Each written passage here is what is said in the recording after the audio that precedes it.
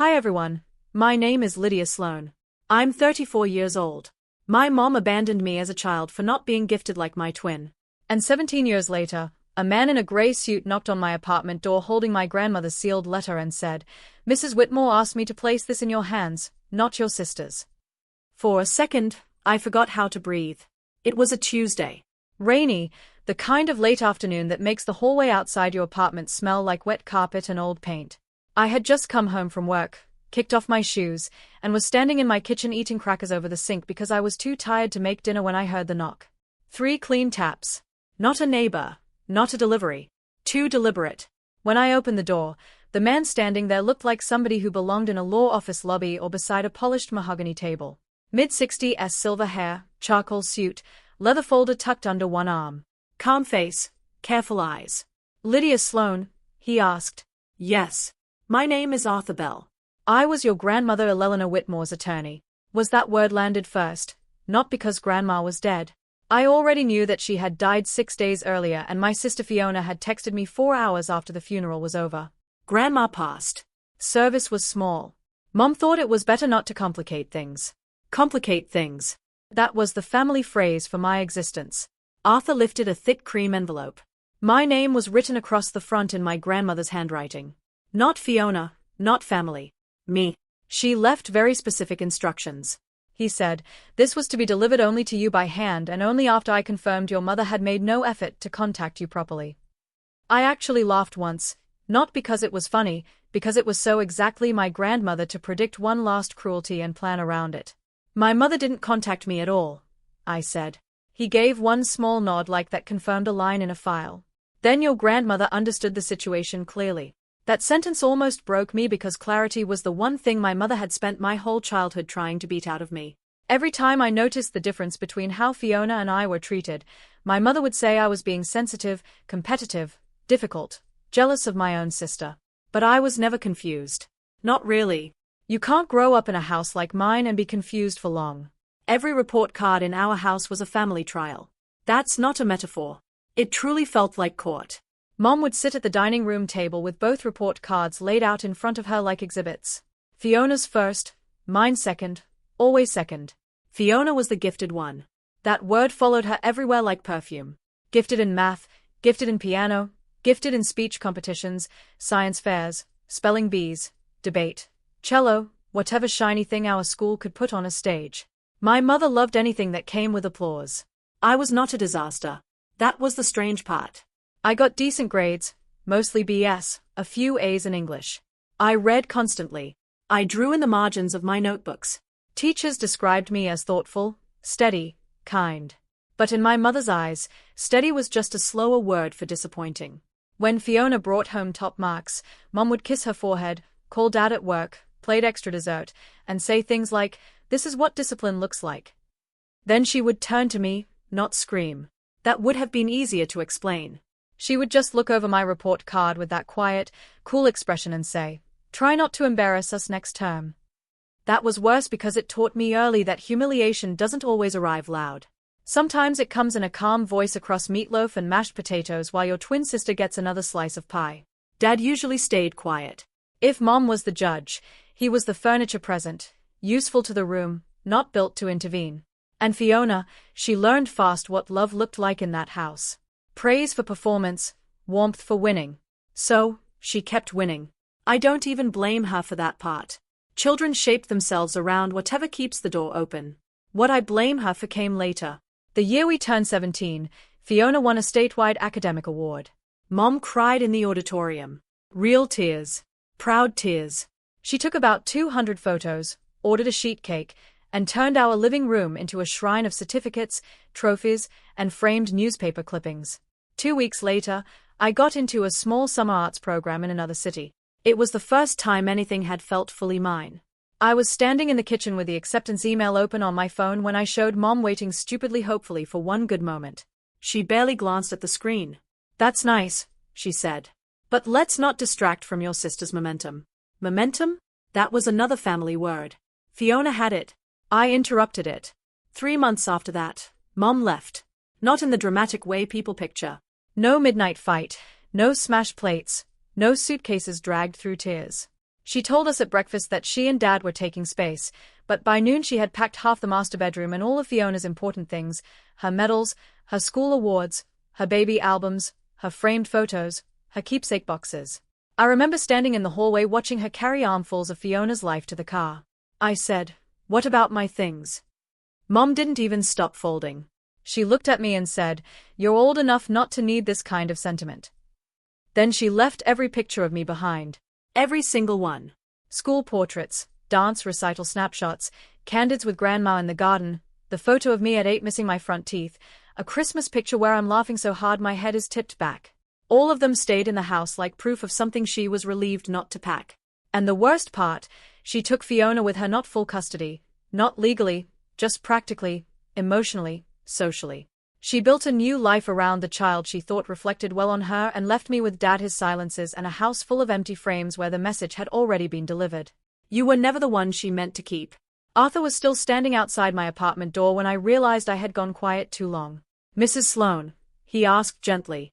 I stepped aside. "Sorry. Please come in." He entered carefully like a man used to walking into rooms where grief had already been sitting for hours. He didn't comment on my tiny apartment or the stack of library books on the coffee table or the cracked mug by the sink. He simply placed the leather folder on the table and set the envelope in front of me. "Your grandmother also asked me to tell you something," he said. My hands froze over the seal. "What?" Arthur looked directly at me. She said, "Tell Lydia I knew exactly why her mother left with only one daughter's photographs." I stared at him, then at the envelope, and for the first time in 17 years, I felt the old story inside my family begin to shift. Not because my mother was finally ready to tell the truth, but because my grandmother had apparently written it down before anyone could bury it. Arthur did not tell me to open the letter right away. That was how I knew he had done this before. Not this exact situation maybe, but rooms where a person receives proof that their whole childhood had not been imagined. He sat across from me at my small kitchen table, placed both hands on the leather folder and said, "Your grandmother was very careful about timing." I looked at the sealed envelope. She was careful about everything. "Yes," he said. "Especially after your mother left." My fingers tightened around the edge of the table. People always said after your mother left like it was one event, one departure, one suitcase, one wound. It wasn't. My mother left in pieces before she ever moved out. She left every time Fiona got introduced as my gifted daughter and I got introduced as her twin. She left every time a teacher said I had talent in writing and Mom answered yes. But Fiona is the academic one. She left every time she corrected my posture at Fiona's award ceremonies because this is her moment. Don't look miserable. By the time she packed the car, the leaving had already been rehearsed for years. Arthur opened the folder and removed a single photograph. Stomach dropped before he even turned it around. It was from the day Mom left. I had never seen that photo before. In it, our old driveway was full of boxes. Fiona was standing beside Mom's car holding a stack of framed certificates against her chest. Mom had one arm around her shoulders. Both of them were smiling, not broadly, not joyfully, but with that tight expression people wear when they know they are doing something cruel and want history to call it brave. And in the background, through the open front door, I was visible, 17 years old, barefoot, standing in the hallway, holding one of my own school portraits in both hands. I stared at the photo until the room blurred. "Who took this?" "Your grandmother," Arthur said. I looked up. She was there. "She arrived earlier than your mother expected." That answer changed something inside me because my mother had always told the story differently. She said Grandma was dramatic afterward. That she took my side because she disliked Fiona's ambition. That she misunderstood the move. That she had not seen the whole situation, but Grandma had seen the driveway, the boxes, the car. Arthur slid the photograph closer. She wrote a note on the back. I turned it over with careful hands. Grandma's handwriting covered the white space in blue ink. Sharon packed every award Fiona ever won and left every photograph of Lydia in the hallway. I asked her why. She said, "Lydia will be fine." This is the sentence people use before they abandon the child they have decided is easier to wound. I pressed the photo flat with my palm. For years, the worst part of that day had been thinking maybe I was exaggerating it. Maybe Mom was overwhelmed. Maybe custody logistics were complicated. Maybe she thought I wanted to stay with Dad. Maybe she forgot the pictures. Maybe. The mind will invent 1,000 soft explanations when the hard one is too sharp to hold. Grandma had written the hard one down. Arthur said, "There is more." I almost laughed. Of course, there was. Families like mine don't create one wound. They create systems, patterns, little ceremonies of preference repeated until everybody forgets they were choices. He opened the folder wider. Inside were copies of old report cards. Mine and Fiona's side by side. Some had sticky notes attached in Grandma's handwriting. Fiona praised publicly. Lydia corrected privately. Same semester. Lydia's grades acceptable. Reaction disproportionate. Another page had a copy of a birthday card. My 13th birthday. I remembered it instantly. Because Mom had bought Fiona a keyboard that year for advanced music practice and told me my gift was delayed because the keyboard was expensive. The card from Grandma had contained $100. I never saw that money again. Arthur placed a bank withdrawal slip beside it. Your grandmother began keeping records when you were 12, he said. Not because of money at first. Because of the pattern? What pattern? He did not soften his voice. Your mother taking resources intended for you and redirecting them toward Fiona. Then calling your disappointment jealousy. I sat back. That sentence was so accurate. It felt like being touched on a bruise I had forgotten to protect. I remembered Fiona's science camp, the one Mom said we could only afford because I didn't really need the art supplies Grandma had offered to buy me. I remembered my winter coat being called fine for one more year while Fiona got a tailored blazer for a scholarship interview. I remembered Mom telling relatives I was low maintenance, as if neglect became a compliment when said warmly enough. Arthur took out one more envelope, not sealed. This was not for you to keep, he said. Only to read. I opened it. It was a letter from Grandma to Arthur, dated 2 months after Mom left. Arthur, if Sharon ever tries to frame Lydia's abandonment as Lydia's choice, do not let her. Lydia did not choose to be left. Lydia was selected for leaving because she made Sharon feel ordinary. Fiona's giftedness feeds Sharon's vanity. Lydia's steadiness threatens it. I stopped reading. My chest hurt.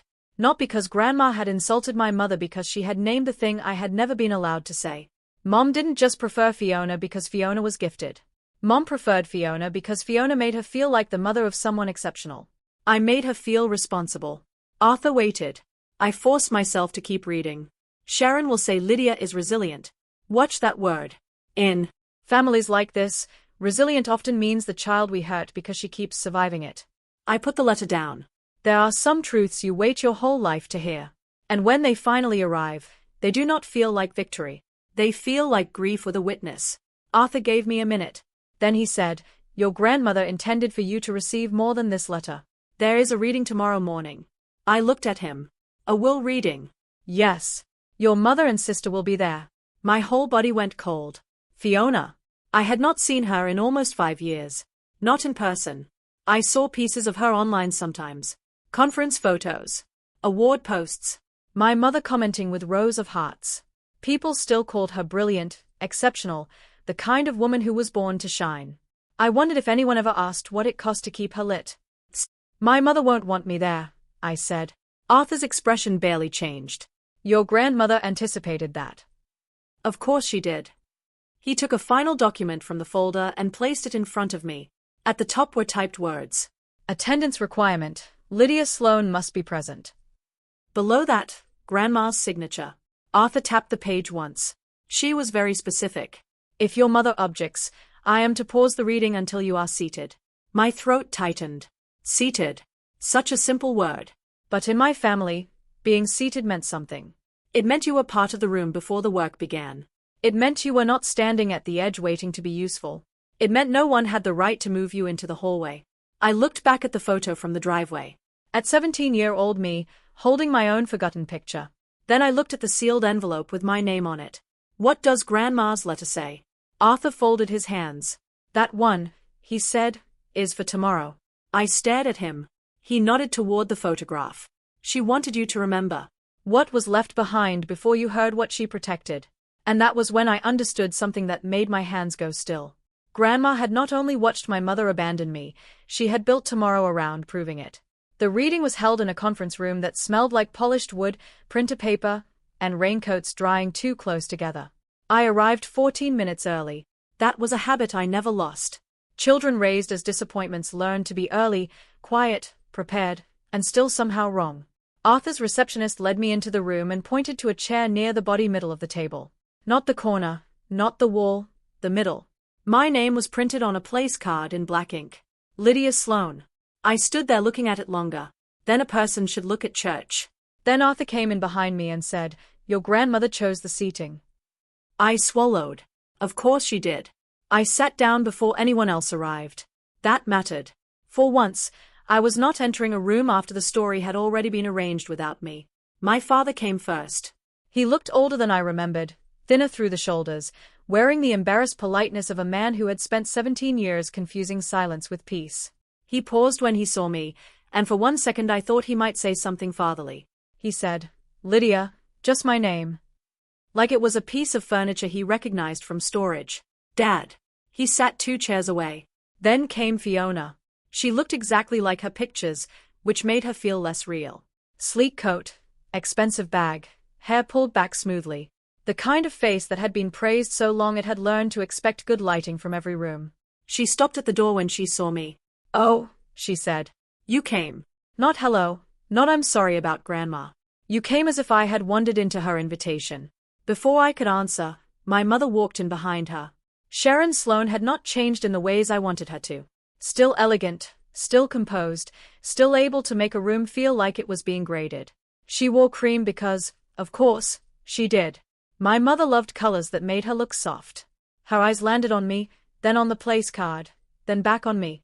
"What is this?" she asked. Arthur entered before I could decide whether to answer. "This," he said, "is your mother's will reading." Mom's mouth tightened. "I mean, why is Lydia seated there?" There it was, not why is my daughter here? Why is she seated there? Arthur placed his leather folder at the head of the table. "Because Eleanor instructed it." Mom gave a short laugh.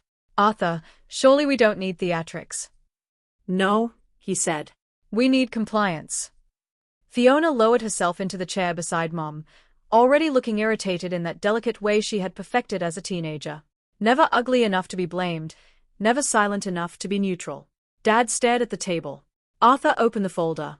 "Before we begin formal distribution, Mrs. Whitmore required that a personal statement be read aloud." Mom sighed. Mother was very emotional toward the end. Arthur looked at her over his glasses. "This statement was written 4 years ago. The room changed. Small shift. Big meaning. 4 years ago meant before hospice, before the funeral, before anyone could blame medication, confusion, grief, or deathbed drama." Arthur removed the sealed envelope. My name was on it. Fiona looked at it and frowned. Why did she get a letter? Arthur did not answer her. He broke the seal. My hands folded together in my lap so tightly my fingers hurt. Arthur began. "If this letter is being read in the conference room, then Lydia is present, seated, and visible." Good. I looked down fast because that one word visible hit harder than I expected. Arthur continued. "Sharon, if you have already objected to her chair, I would like you to ask yourself why your first instinct, even now, was not grief, but placement." My mother's face flushed. Fiona glanced at her. Dad closed his eyes. Arthur read on. "I have spent years watching this family pretend that giftedness was love. When in truth, it became a language you used to excuse neglect." Fiona was not wrong for being talented. A child cannot be blamed for shining. "But Sharon, you used one daughter's light as an excuse to keep the other in shadow." Mom's voice came sharp. "That is cruel." Arthur paused. "Do you want me to stop?" She looked at Fiona. Fiona whispered, "Mom." But Mom said nothing. Arthur continued. Every report card became a comparison. Every birthday became a scale. Every ordinary achievement of Lydia's was held up beside Fiona's trophies until Lydia learned to apologize for being steady instead of spectacular. I stared at the table. The place card blurred because Grandma had not written accusation like a stranger. She had written memory, specific memory. I remember Lydia at 12 bringing me a short story she had written about a girl who lived inside a clock. Sharon dismissed it because Fiona had just advanced to the state mathematics final. I remember Lydia's face, not angry, not jealous, smaller. That is what repeated comparison does to a child. It does not always make her bitter. Sometimes it teaches her to shrink politely. Fiona shifted in her chair. For the first time, she looked uncomfortable. Not sorry yet. Just uncomfortable. That was something. Arthur turned the page. I also remember the day Sharon left. Let no one in this room call it a clean separation or a practical custody arrangement. Sharon packed Fiona's medals, awards, photo albums, certificates, and keepsakes. She left every photograph of Lydia in the hallway. I know because I was there. I took a picture so that if memory ever softened the truth, paper would not. Mom's head snapped up. You photographed us. Arthur reached into the folder and placed the driveway photograph in the center of the table. Nobody touched it. Nobody needed to. The image did what images do when words have been dodged too long. Fiona leaned forward first. Her face changed when she saw herself. 17, smiling beside Mom's car, arms full of awards. Then her eyes moved to the background. To me, barefoot in the doorway, holding my own school picture, Fiona whispered. I didn't know you were standing there. I looked at her. You didn't look. That was not an insult. It was a diagnosis. Mom pushed the photo back like it had burned her. This is manipulative. Arthur's voice stayed flat. It is a photograph. That day was complicated. Grandma had predicted that too. Arthur, read the next line. If Sharon says the day was complicated, tell her abandonment often is. That does not make it less deliberate. Mom went still. Dad looked at her then. Really looked. Maybe for the first time in years. He was seeing not the woman who left him, but the woman who selected which child was worth carrying into her new life. Arthur continued. Lydia, if you are hearing this, I want you to understand something before numbers, property, or inheritance enter the room. You are not left because you lacked gifts. You were left because your gifts did not decorate your mother's pride in a way she could display. My chest tightened so sharply I almost stood up, but I didn't. I stayed seated. That felt like a rebellion. Fiona's eyes were wet now. But I did not trust tears that had not yet chosen a side. Arthur placed another document beside the photo. It was a list. My childhood art supplies redirected to Fiona's academic travel. My birthday money used for Fiona's enrichment fees. My summer program deposit never paid despite Grandma giving Mom the funds. Each line had a date. Each date had a note. Mom whispered, Mother had no right to keep records like this. Thurb looked at her. Your mother had every right to keep records of money. She gave and instructions attached to it. Fiona turned toward. Mom, what summer program? Mom's mouth tightened. I answered because I wanted her to hear it from me. The arts program in Portland. I got in when we were 17. Grandma paid the deposit. Mom told me the program lost my paperwork. Fiona stared at her. Mom. My mother's face hardened. You were preparing for the national scholarship interview. We had to prioritize there. It was not denial, just priority. A clean little word for theft. When the thief still feels justified. Fiona sat back as if the chair had shifted under her. Arthur removed one final page from the envelope. There is one more section before the will. Mom's voice was low. Enough. Arthur ignored her. Grandma's words filled the room again. Sharon will say she prioritized Fiona because Fiona had promise. But a mother who only loves promise does not love children. She loves return on investment. That line landed like a slap. Mom stood so fast her chair scraped the floor. This is obscene. Arthur looked up. If you leave, the reading continues. She froze because that was the problem with people like my mother. They could abandon a room easily when they controlled what happened after. But this time, if she left, she lost the story. She sat back down. Arthur folded Grandma's letter and placed it in front of me. Then he opened the will and before he read a single distribution, he said something that made Fiona stop crying and my mother stop breathing. Mrs. Whitmore also instructed me to retrieve the cedar memory box from the secure storage cabinet before discussing the trust. Fiona wiped her cheek. What trust? Arthur did not look at her. He looked at me. The one your grandmother created for the daughter your mother left behind. Arthur stood and unlocked a tall cabinet behind his desk. No one spoke while he did it. That was the strange thing about evidence. Before it appears, everyone argues. After it appears, people listen to drawers opening. He removed a cedar box with brass corners and placed it on the conference table. It was old, polished smooth, the kind of box that looked like it had spent decades holding things people were not ready to admit mattered. My mother stared at it. Fiona stared at my mother. I stared at Grandma's handwriting on the small paper tag tied to the latch for Lydia. The child left behind. The room tilted slightly. Not enough to make me fall. Just enough to remind me that standing had always been easier than being seen. Arthur opened the box. Inside were photographs, not random ones. Mine. School portraits, birthday pictures, a drawing I made at 11, a folded program from the arts showcase where I won honorable mention and Mom left early because Fiona had practice. A short story printed on yellowing paper with Grandma's note in the margin. She makes quiet things feel alive. I covered my mouth. My mother whispered. Where did she get those? Arthur answered without looking at her. You left them behind. That was it.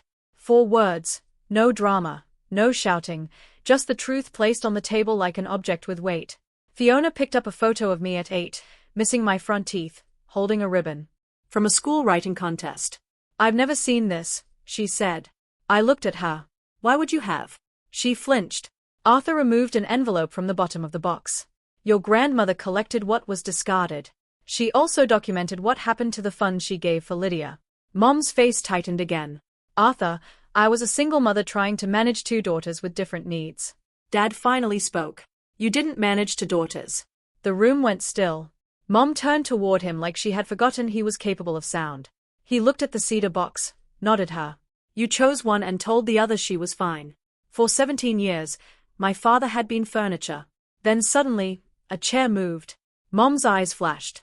Don't you dare pretend you protected her. I didn't, he said. That was the first honest thing I had heard him say all day. He looked at me then, and his face carried something worse than guilt. Accuracy. I didn't protect you, he said quietly. I was so angry she left that I let you become proof I had been wrong, too. I kept the house, but I didn't make it a home for you. I did not forgive him. Not there. Not like that. But the truth had entered the room from a place I never expected, and even my mother had no clean way to push it back out. Arthur opened the will. The trust was established by Eleanor Whitmore 12 years ago. He said it was funded gradually with records attached showing deposits originally intended for Lydia's education, creative development, and personal use. Fiona looked sick. How much? Arthur turned a page. Enough. Mom leaned forward. Enough for what? For what Sharon took from her. Arthur said. My mother laughed once, sharp and ugly. This is punishment. Arthur looked at Grandma's letter beside the cedar box. No, he said. Your mother called it correction. Then he read the distribution. The trust, including investment growth, went entirely to me. Grandma's house would be sold, and my portion would be placed into the trust as well. Fiona received a separate modest sum, clearly labeled by Grandma as a gift, not a crown. My mother received $1. And Grandma's written explanation. Arthur read that part slowly. I leave Sharon $1 because she has already taken from Lydia everything I would have trusted her to hold. My mother went pale. Fiona started crying openly now. Not the polished kind. Not pretty tears. Real ones, confused ones, late ones. Mom, she whispered. You used Lydia's summer money for me. Mom looked at her. I did what I had to do for me, for your future. Fiona shook her head. And what about hers? My mother's mouth opened. Nothing came out. That was the first time I had ever seen her without a sentence ready. Arthur placed one final sheet in the center of the table. Copy of a letter Grandma had written to Fiona. He asked if she wanted it read aloud. Fiona nodded. Arthur read. Fiona, you were a child when the pattern began. You are not guilty for being praised, but you became responsible the day you started enjoying the fact that your sister disappeared.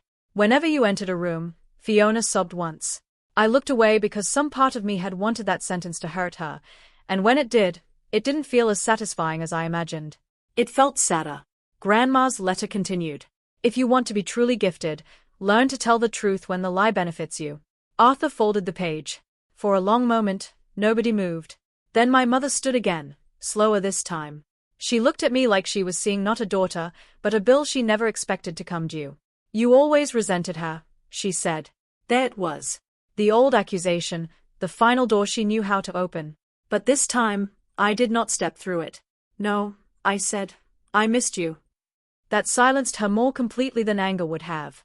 I pushed the driveway photo toward her. I missed you while you were standing right in front of me. That was the part one never knew how to explain. Her face changed just for a second. Not enough for repair, enough for recognition. Arthur closed the will and said the trust paperwork would require my signature before any transfer. He also said my mother would receive copies of the record only through formal request, not through me. That mattered. For once, I was not the messenger of my own damage. Fiona stood at the end of the table, holding the letter Grandma had written to her. She looked smaller than she had when she walked in. Lydia, she said, I didn't know all of it. I looked at the cedar box, at my photographs, at the version of me Grandma had preserved when my mother packed around me like I was not worth carrying. I believe you, I said. Fiona inhaled like relief was coming, then I finished. But you knew enough. Her face crumpled. My mother walked out first. No speech, no apology, no dramatic exit. Just the sound of the conference room door opening and closing behind the woman who had spent my childhood choosing which parts of me were convenient to forget. Dad stayed seated. Fiona stayed crying. Arthur gathered the papers. And I sat there with Grandma's cedar box in front of me, realizing the inheritance had already begun before anyone transferred $1. It began the moment I did not follow my mother into the hallway. For the first week after the reading, my mother did not contact me. That was new. Usually, silence from her had shape. It was punishment. A room I was supposed to walk into first, apologizing for making her uncomfortable. But this silence felt different. It felt like someone who had finally run out of clean words. Fiona texted me 3 days later. I'm sorry. I stared at those 2 words for a long time. Not because they were enough. Because for most of my life, I had not even been given that much. I did not answer right away. I went to work, came home, made tea, opened the cedar box again, and laid the photographs across my kitchen table. There I was at 6 holding a crayon drawing. At 8, missing my front teeth. At 12, standing beside Grandma with a book pressed to my chest. At 17, barefoot in the doorway with my own forgotten school portrait in my hands. I looked at that girl for a long time. Then I typed Fiona back. I believe you're sorry. I also need you to understand that sorry does not make us sisters again overnight, she answered almost immediately. I know that was the first time Fiona did not try to win the emotional room. No defense, no explanation. No, but Mom, no, you have to understand. Just 2 words that did not ask me to comfort her. I kept the message, not as proof of healings. Proof that something had finally stopped performing. My father came by the next Sunday. He called first, asked if he could drop something off. I almost said no, but Arthur had sent me a box of Grandma's remaining papers. And inside was a note addressed to him that I had not opened. So I let him come. He stood outside my apartment holding an old cardboard photo album with cracked plastic over the front. I should have given this to you years ago, he said. I did not invite him in. That might sound cold, but it was not. It was the first boundary I ever gave myself without shaking. He handed me the album. Inside were pictures from the years after Mom left. Not many. Dad had never been good at taking photos, but there were some. Me at 18 repainting my bedroom. Me at 19 holding a grocery bag in the kitchen. Me at 20 asleep on the couch with a book open on my chest. Ordinary photos, unpolished, unchosen. 4 years. I thought no one had been watching me at all. Dad cleared his throat. Your grandmother called me a coward once. I looked at him. She was right, he said. That was not an apology, but it was the first brick of one. I don't know what to do with that, I said. He nodded. You don't have to do anything with it. Then he left. That mattered, too. For once, a parent brought me pain and did not ask me to carry it back for them. The trust settled over the next few months.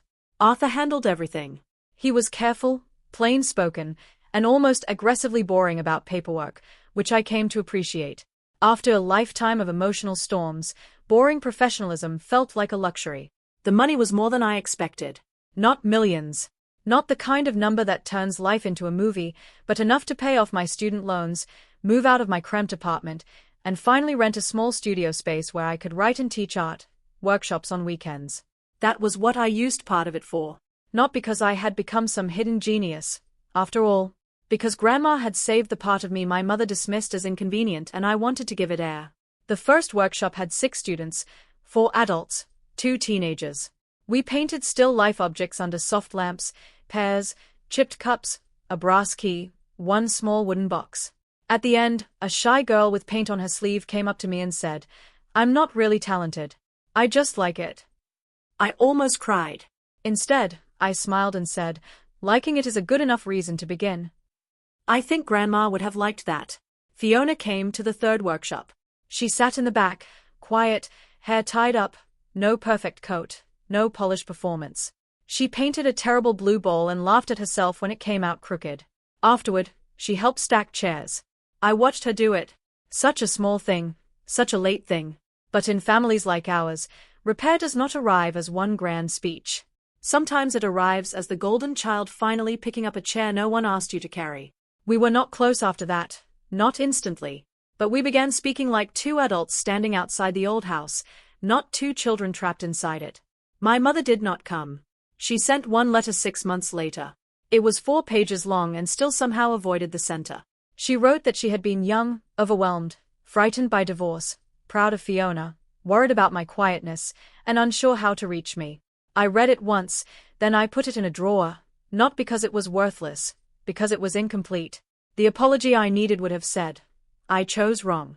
I left you. I used your sister's shine to excuse my failure to love you properly." She had not written that.